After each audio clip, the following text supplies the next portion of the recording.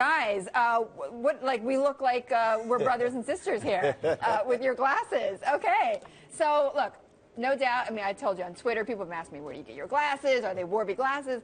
And I have to say, I get them from you, but I also get them from some others as well. iFly and you know, I know Mindy Grossman has been emailing with me. She goes to iBobs. So you've had a lot of competitors come on the scene. So how do you deal with that?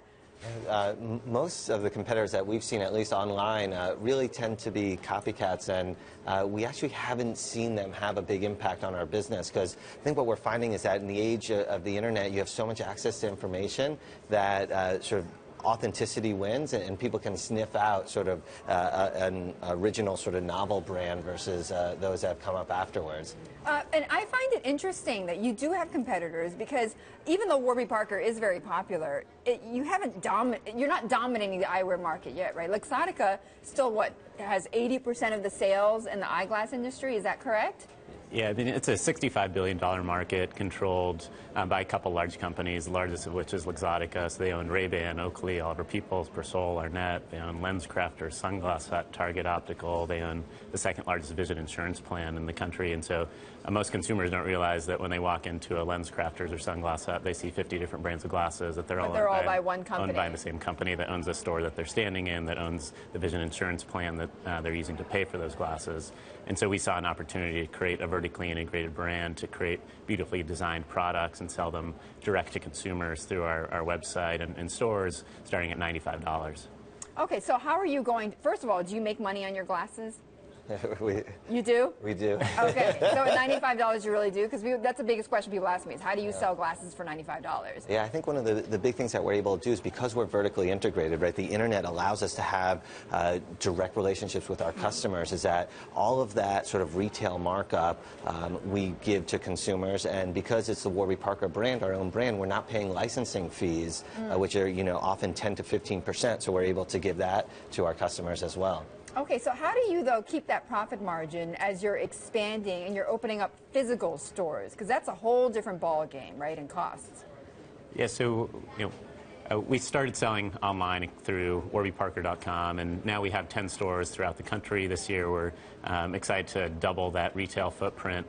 And we're finding that our stores, even though we're selling product for a fraction of the price of what you'd pay in a typical store, our sales per square foot are second only to a company like Apple, and much higher than a typical optical shop, because we're just seeing so much volume come through our stores, because people are attracted to the product and the price point and the service that we're offering. So what do you think is the secret, though? Is it just price, or what is it then? What's the secret to that sales volume, that traffic? I think it's a few things. One is that we look at retail as a form of entertainment. So how can we create something that's different and fun? The images you're seeing right now are our store on Green Street in Soho between Prince and Houston, and it sort of is made to look like the New York Public Library, because it was there that we discovered the two early Jack Kerouac characters, Warby Pepper and Zag Parker, for which Warby Parker is named. Right. But I think it's about experiences. So when you call Warby Parker, within 6 seconds a human being answers the phone who's friendly and wants to help you. I think it's the price. We think it's the brand, like that literary heritage, being fun, creative. And also we think it's our social mission. So for every pair of glasses we sell, we distribute one to someone in need. So like Tom's shoes then, that kind of model. Okay. And we're carbon neutral, and we try and treat our... So people like the story. They like the story behind the company. I hear Oprah has something like 30 pairs of your glasses or along those lines. She's a big fan. She's a big fan. But are you going to go into, for instance, making your own glasses at some point? Is that in your, in your future, particularly for this year? Yeah, so we sort of design all of our own frames. We work with third-party manufacturers, but we also do some of the lab work ourselves, so cutting the lenses, inserting them into the frames. So more and more, you know, we're becoming further and further vertically integrated.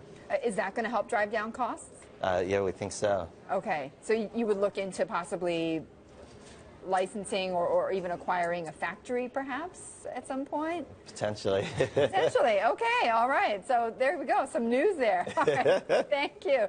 Neil Blumenthal and Dave Gilboa, thank you so much, the co-founders and co-CEOs of Warby Parker. Now you viewers know where I get my glasses. Okay, much more ahead. 80 years and counting. Elvis is still king. We've got more proof of his enduring legacy as thousands of fanatics make a pilgrimage to Graceland in honor of his birthday. We're going to be live from Memphis in just a few moments.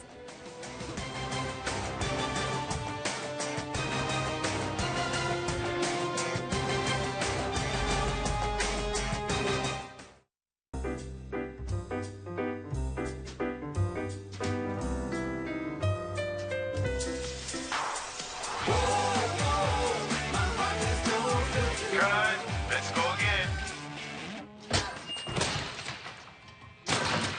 Don't do it.